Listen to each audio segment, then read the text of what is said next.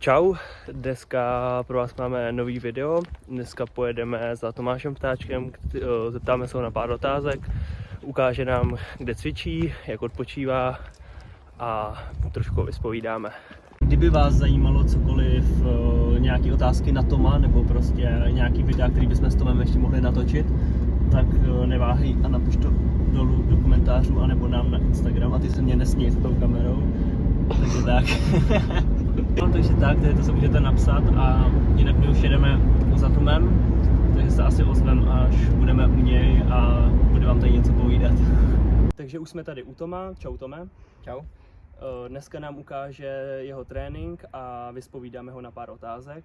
Moje první otázka na tebe, co nás zajímá všechny, je, na čem pojedeš příští rok? Takže příští rok pojedu na TMC, jako jsem měl tenhle rok, ale pojedu na 2 padé dvoutaktní.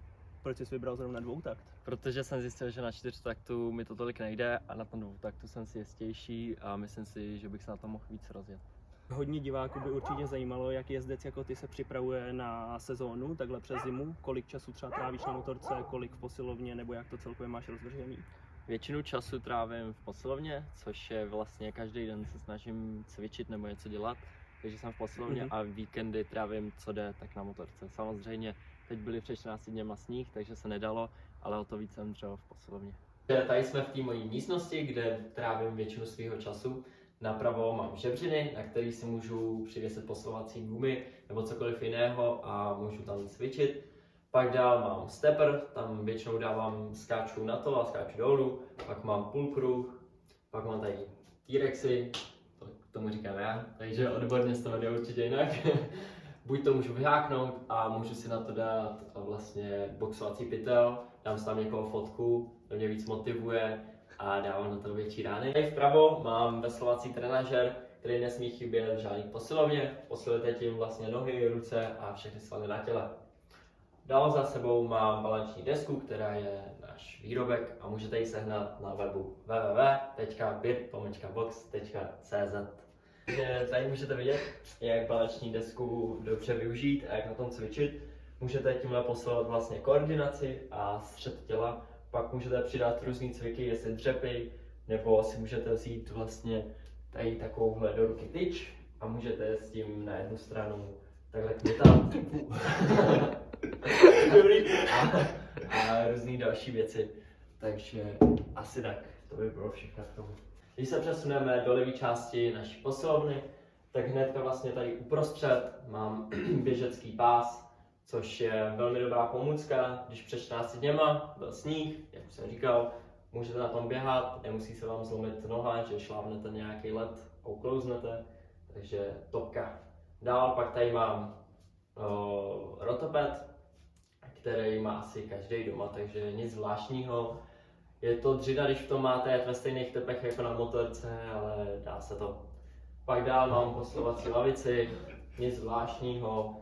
Můžete si na to sednout a točit zatím klidně medicimbalem, různý cviky na to. Vzadu pak mám pomůcky, ať už od medicimbalu na různý posilovací gumy, tak.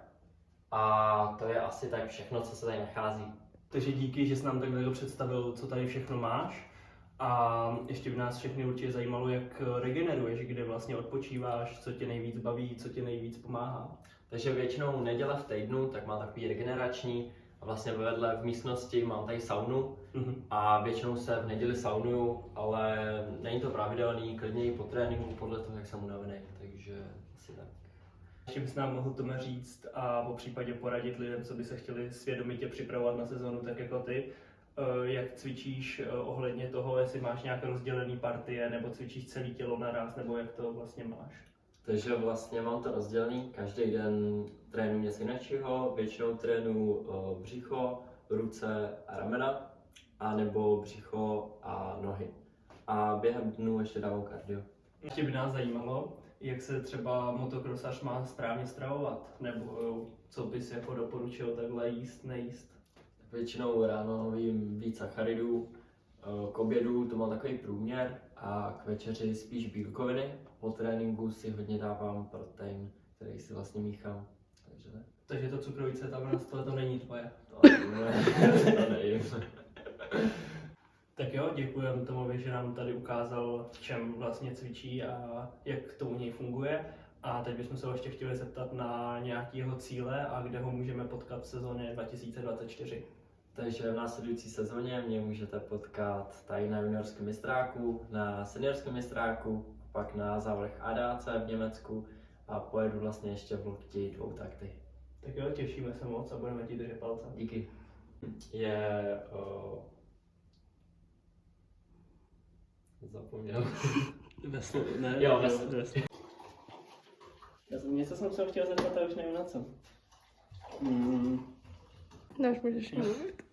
Tak jsme tady u Toma a Tom nám může říct, jak se má, to zní úplně debilně.